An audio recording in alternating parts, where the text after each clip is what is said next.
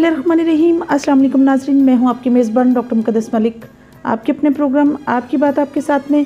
आज हम मौजूद हैं LA4 की यूनियन कौंसिल जातलां की वार्ड नंबर 7 बेंच शरीफ में, और हमारे साथ मौजूद हैं नौजवान शख्सियत जिन्होंने आज़ाद हसीयत से इलेक्शन कंटेस्ट किया, विन किया। मुस्लिम लीग नून की रिप्रेजेंटेशन थी इनके पास, लेकिन इसके बावजूद आज़ाद हसीयत से इलेक्शन कंटेस्ट किया। तमाम पार्टीज़ की स्पेसिफ़िक हमायत हासिल थी। उसकी रीज़न जो है वो इंडिपेंडेंट इलेक्शन कंटेस्ट करने की थी। आइए नाज़रीन, आपकी मुलाकात चौधरी सागर इकबाल साहब से करवाते हैं, और अगर हम उनकी हिस्ट्री पर थोड़ा सा जाएँ तो उनके वालिद ग्रामी चौधरी ज़फ़र इकबाल जो हैं मारूफ समाजी सियासी शख्सियत थे, जिनकी वाबस्तगी पिछले 11 साल से मुस्लिम लीग नून के साथ है, और मुस्लिम लीग नून की उन्होंने सपोर्ट भी की, उनकी हमायत भी की, उनकी कंपेन भी की, और कंपेन के इवज़ पिछले 5 साल के दौरानिया में कौन कौन से काम हुए उस पर भी बात करेंगे। और बात करेंगे हम वार्ड नंबर 7 की मुश्किलात पर। और सबसे बड़ी बात, वार्ड नंबर 7 में ऑलरेडी मुस्लिम लीग नून के एक टिकट होल्डर थे। इंस्पाइट ऑफ दिस सागर इकबाल का विन करना जो है वो एक खुशाइन था, क्योंकि ये शख्सी वोट था। और 31 ईयर्स के बाद जब बल्दियात का आगाज़ हुआ आज़ाद कश्मीर में, तो काफ़ी नौजवान क़यादत जो है उन्होंने इसमें पार्टिसिपेंट किया है, हिस्सा लिया है और इलेक्शन कंटेस्ट किया और विन किया। आइए सागर इकबाल से पूछते हैं क्या मैनिफेस्टो दिया उन्होंने, किस तरह से कंपेन की, कंपेन के दौरान जो जो मतालबात थे वो किस तरह से, और सबसे बड़ी बात जिस तरह से मुस्लिम लीग नून की हमदर्दी है या उनके साथ अभी भी इनके साथ तल्लकात हैं, तो फ़ंड्स की फ्राहमी में किस तरह से फ़ंड्स की फ्राहमी को यकीनी बनाएंगे। अस्सलाम वालेकुम जी, कैसे हैं आप?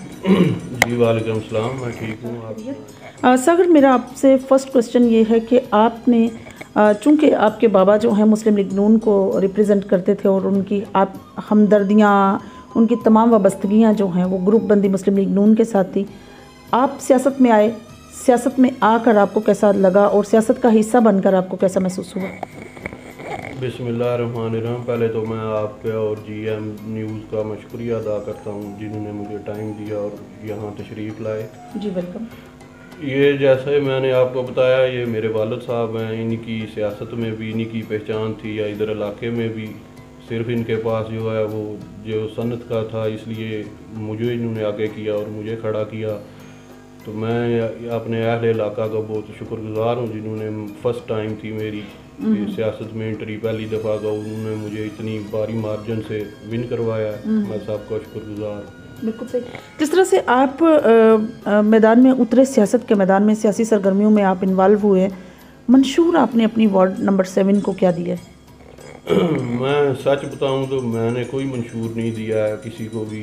सिर्फ हम जो है हर किसी के साथ जो है हमारा ज़ाती तल्लुक़ था, रिश्ता था एक, या दोस्ती थी, इसलिए हमने इस बिना पर हमने लोगों से वोट मांगा है। इंशाअल्लाह ताला मंशूर हम जो है वो आगे अपने काम करके या काम से दिखाएंगे लोगों को। मंशूर सिर्फ बातों की हद तक हम मंशूर नहीं किसी को दिया, हमने अपने काम से हम साबित करके देंगे कि आपने बिल्कुल ठीक इंतखाब किया है मुझे चुनकर। जिस तरह से आपकी यूनियन कौंसिल की अगर बात करें जातलां की, तो इसमें तकरीबन 6 जो उम्मीदवार हैं वो विन किए हैं मुस्लिम लीग नून के।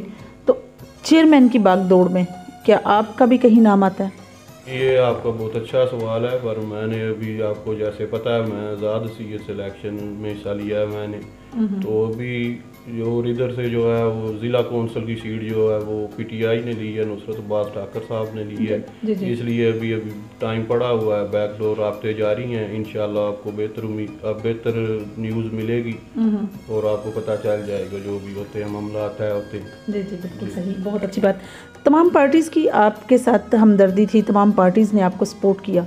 मोटिवेशन थोड़ी सी डिफ़िकल्ट थी क्योंकि आप अगेन मैं वही बात दोहराऊंगी कि आप मुस्लिम लीग नून में थे आपके बाबा, तो किस तरह से लोगों को आपने मोटिवेट किया, जिसमें PTI के भी लोग थे और भी काफ़ी पार्टीज़ के लोग थे जो आपको सपोर्ट करते रहे? मैंने भी आपको पहले बताया है कि मोटिवेशन सिर्फ इतनी थी कि हमारा ज़ाती तल्लुक़ था किसी बंदे, हमने जमाती लेवल पे वोट मांगा ही नहीं है, हमने अपने तल्लुक़ की बिना पे वोट मांगा हर किसी से। ना ही हम किसी जमात के पास गए हैं, हम किसी अपने चाचा के पास गए हैं, ताया के पास गए हैं, किसी दोस्त के पास गए हैं, ऐसे रिश्तों के पास हम गए हैं जिनसे हमारा तल्लुक़ था। पार्टी किसी ना PTI करके हम नहीं गए, ना हम TLP या नून लीग करके गए हैं। हम अपने ज़ाती तल्लुक़ात की बिना पर, अपने वालिद साहब की ज़ाती तल्लुक़ात की बिना पर हमने लोगों के पास गए हैं और लोगों ने हमें हमारी तवक्को से ज़्यादा इज़्ज़त दी है। तो मैं बहुत शुक्रगुजार हूँ इन लोगों का। मैं जितना शुक्रिया अदा करूँ वो कम है। बहुत ज़्यादा लोगों ने इज़्ज़त दी है मुझे। इंशाल्लाह ताला मैं उनकी उम्मीदों पे पूरा उतरने की भरपूर कोशिश करूँगा। बिल्कुल सही। अगला सवाल आता है फ़ंड्स की फ्राहमी में, अगर आप मुस्लिम लीग नून का ही दोबारा से हिस्सा बन जाते हैं तो फिर फ़ंड्स किस तरह से आपको दरकार होंगे, फ़ंड किस तरह आपके साथ? जी मैडम, ये फंड्स जो हैं ये जितने मुख्तस हैं, अभी तो कानून इस पे बना ही नहीं है गवर्नमेंट की तरफ से, अभी कोई वाज़ेह हदायत नहीं आई हैं। जो इस पे मुख्तस मेरा हक होगा, मैं अपना हक लेना जानता हूँ। जिन लोगों ने मुझ पे एतबार किया है या मुझे सिलेक्ट किया है, मैं उनका और अपना हक लेना जानता हूँ। जितना भी मेरे हिस्से में आया मैं वो लेके रहूँगा, चाहे वो जो भी जमात हो। इससे जमात का तल्लक नहीं है। मैं आज़ाद उम्मीदवार हूँ, मैंने इलेक्शन जीता है, ये मेरा बुनियादी हक है और मैं अपना हक लेना जानता हूँ, अपनी आवाम का हक लेना जानता हूँ। बहुत अच्छी बात। अब अगला सवाल ये पैदा होता है कि जिस तरह से आपने अपनी पूरी वार्ड का विज़िट किया, वार्ड के विज़िट के दौरान आपको कौन से मसाइल नज़र आए अपनी वार्ड के अंदर? गो कि आपकी वार्ड में मेजॉरिटी आपके रिश्तेदार लोग थे, कौन कौन से मसाइल आपको नज़र आए? जी मैडम, इधर छोटे मोटे बहुत से मसले मसाइल हैं, जैसे कि सीवरेज का मसला है, इधर सेहत का मसला है, तालीम का भी मसला है, बेरोज़गारी के बहुत मसले मसाइल हैं। इंशाल्लाह ये जो बड़े हैं उनके साथ मिल के और अहले इलाका से या अहले अवाम से मिल के, अपनी वार्ड के लोगों के साथ मिलकर इनको मसाइल को उजागर करेंगे और जहाँ तक मुमकिन हुआ हम इनको हल कराने में मदद करेंगे अपनी अवाम की। बिल्कुल सही। वार्ड्स में बहुत ज़्यादा नौजवानों ने भी आपको सपोर्ट किया। ऐसे भी नौजवान हैं जो स्पोर्ट्स को बड़ा तरजीह देते हैं और तरजीही बुनियाद पर स्पोर्ट्स ऑब्वियसली उनका हक भी है। तो स्पोर्ट्स के हवाले से आप उनको किस तरह सपोर्ट करेंगे? क्या आप कोई मैदान जो है वो उनके लिए मुहैया करेंगे या तमाम मुहैयर हजरात के तावन से आप कोऑपरेट करेंगे?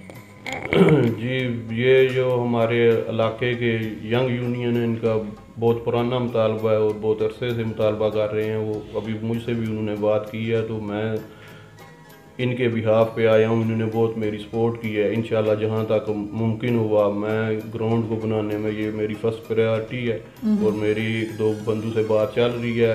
जैसे ही कोई इसके लिए हमें जगह मिलती है तो इंशाल्लाह ताला हम इस पे अगला जो लाया अमल है अपना वो तय करेंगे और ये ग्राउंड बनाने में हम सर दर्द की बाजी लगा देंगे, क्योंकि ये ग्राउंड ज़रूरी है यंग यूनियन के लिए। बहुत से जो हैं बुरी आदतों से बचता है इससे बंदा खेल कूद करने से, तो सेहत अच्छी रहती है और बाकी आदतों से भी जान छूट जाती है। इसलिए कोई बात चल रही है, हम कोई जगह देख रहे हैं जो कोई ठेके पे मिल जाए, या वैसे जो सिटी सरकार की जगह होती है वो अगर हमारे एरिए में कहीं हम वो ढूंढ रहे हैं। जब हमें मिलेगी तो इंशाल्लाह ताला हम अपनी यंग यूनियन को ग्राउंड ज़रूर देंगे। कोई ऐसा काम जिस पर, या ऐसा कोई तरक्याती काम जिस पर आप तरजीही बुनियाद पर काम करना चाहें, जिसका सबसे ज़्यादा स्वेयर मसला आपको नज़र आता है, भले वो रोड हों, नालियाँ हों, जो भी मुतालबात हैं, उनमें से स्वेयर जो आपका मसला जो आवाम ने भी आपसे कहा हो कि इस पर आपने काम करना है? जी, अभी तक तो ऐसा वैसा कोई इतना नहीं आवाम ने कहा, पर मेरी अपनी ज़ाती राय में, या जिस दिन मैंने इस इलेक्शन में हिस्सा लिया था, मेरा एक ज़ाती मेरी ख्वाहिश है कि इधर सेहत के वाले से काम किया जाए, क्योंकि हमारे इधर कोई भी मैन या बड़ा हॉस्पिटल नहीं है। जैसा कि आपने भी सुना होगा कि बहुत ज़्यादा लोगों की डेथ हो जाती है जब तक हम ईद पर पहुँचते हैं उससे पहले। हमें इधर कोई अस्पताल, एक तो हम इसके लिए आवाज़ उठाएंगे। दूसरा, मैं अपनी वार्ड की बात कर रहा हूँ कि मेरी ख्वाहिश है कि मैं चकरूपा और ततरोड़ को जो है ना फर्स्ट ट्रीटमेंट की जो छोटी डिस्पेंसरी होती है ना वो इनको दूँ। बिल्कुल सही। 31 साल की तारीख में जिस तरह से आज़ाद कश्मीर में इलेक्शन हुए हैं, इस इलेक्शन पर और पुरअमन इलेक्शन पर, और इस जिस तरह से हलफ बर्दारी हुई है आप लोगों की, इस पर आप इसका क्रेडिट किसको देंगे और किस तरह से आप शुक्रगुजार होंगे गवर्नमेंट के या चीफ जस्टिस साहब के, जिन्होंने मौका दिया नौजवानों को कि वो सियासत का हिस्सा बने? ये सारा क्रेडिट जो है सुप्रीम कोर्ट को जाता है। चीफ जस्टिस आज़ाद कश्मीर को सारा क्रेडिट जाता है। उन्होंने बहुत अच्छा फ़ैसला लिया है। जो 31 साल बाद जो ये सिस्टम रुका हुआ था, उन्होंने दोबारा इसको चलाने में अहम किरदार अदा किया है। ये सारा क्रेडिट चीफ जस्टिस साहब को जाता है, राजा सईद साहब को। उनका शुक्रिया जो उन्होंने ये अख्तियार या बलदियाती सिस्टम जो है निचली सतह पर मुंतकिल किया है। इससे ऐसा है जो लोगों के, अवाम के जो मसाइल हैं उनकी दहलीज पे हल होते हैं, या सबको, हर गांव को एक बराबर हिस्से का जो सिस्टम है उसके तहत उनके मसाइल जो है हल होते हैं। कहीं ज़्यादा कम की बात नहीं है, एक बराबरी के साथ हल होंगे। ये उनका बहुत शुक्रिया जो उन्होंने 31 साल बाद ये इतना बड़ा फ़ैसला लिया। हालांकि बहुत सी आवाम जो या लोग नहीं चाहते थे ये कि काम हो, उन्होंने बहुत दिलेराना फ़ैसला किया है। राजा सईद साहब का बहुत शुक्रिया जी, उन्होंने जो ये ऐलान किया और इलेक्शन कराए। लास्ट में आप अपनी वार्ड के लोगों को क्या पैगाम देंगे? मैं अपनी वार्ड के लोगों को पैगाम देना चाहता हूँ कि जैसे आप लोगों ने, हर एक बंदे ने बढ़ चढ़ कर मेरा साथ दिया है, मेरी उम्मीदों से, मेरी तवक्को से ज़्यादा मुझे प्यार दिया है, इंशाअल्लाह ताला मैं भी आप सब के साथ शाना बिशाना खड़ा रहूँगा। आपके हर मसले मसाइल में जो मेरे बता कर सकता हुआ, तो आपका वो हर मसला जो है आपकी दलील पे हल होगा। आपको किसी दूसरे के पास दौड़ने की, जाने की ज़रूरत नहीं है। इंशाअल्लाह ताला आपका भाई, आपका भतीजा जो है आपके साथ खड़ा है। जैसे आपने मेरा साथ दिया ऐसे ही मैं भी आपका साथ दूंगा। जी तो नाज़रीन, ये थी चौधरी सागर इकबाल साहब की गुफ्तगू। सबसे बड़ा पैगाम उनका अपने इलाके के लिए हेल्थ पर काम करना है। हेल्थ कॉन्शियस होना चाहिए क्योंकि ये आपके बेसिक राइट में एक राइट है। जिस तरह से एजुकेशन एक बेसिक राइट में शामिल है, इसी तरह हेल्थ भी है। अगर हेल्थ इंक्रीज़ नहीं होगी या हेल्थ में कुछ बेहतरी नहीं आएगी तो इंसान की लाइफ ही सबसे ज़्यादा बड़ा गिफ्ट है अल्लाह पाक का, जो अल्लाह पाक ने इंसान को अता किया है। और साथ ही बात, जिस तरह से वार्ड के लोगों ने इज़्ज़त बख्शी है सागर इकबाल साहब को, वो मशकूर भी हैं वार्ड के, और वार्ड के जितने भी मुतालबात हैं या काम हैं उस पर भी उनकी नज़र सानी है कि जो फ़ंड्स दरकार होंगे, जितने मुख्तस किए जाएंगे, वो हक़ है उनका और वो लेकर रहेंगे। इंशाल्लाह मेरी और आपकी मुलाकात होगी फिर किसी नए प्रोग्राम में। तब तक के लिए इजाज़त चाहती हूँ। अल्लाह हाफ़िज़।